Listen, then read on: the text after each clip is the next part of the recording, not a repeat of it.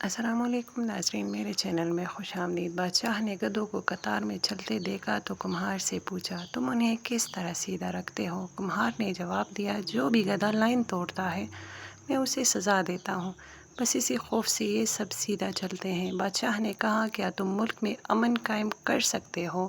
کمہار نے حامی بھر لی۔ بادشاہ نے اسے منصب عطا کر دیا۔ پہلے ہی دن کمہار کے سامنے ایک چوری کا مقدمہ لایا گیا۔ کمہار نے فیصلہ سنایا کہ چور کے ہاتھ کاٹ دو۔ جلاد نے وزیر کی طرف دیکھا اور کمہار کے کان میں بولا، جناب یہ وزیر صاحب کا خاص آدمی ہے۔ کمہار نے دوبارہ کہا کہ چور کے ہاتھ کاٹ دو۔ اس کے بعد خود وزیر نے کمہار کے کان میں سرگوشی کی کہ جناب تھوڑا خیال کرے، یہ اپنا خاص آدمی ہے۔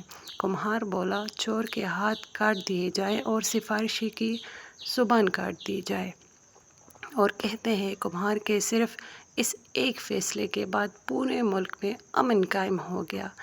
ہمارے ہاں بھی امن قائم ہو سکتا ہے جب سفارش ختم ہو جائے اور قانون سب پر یکساں لاگو ہو تو امن خود بخود قائم ہو جاتا ہے۔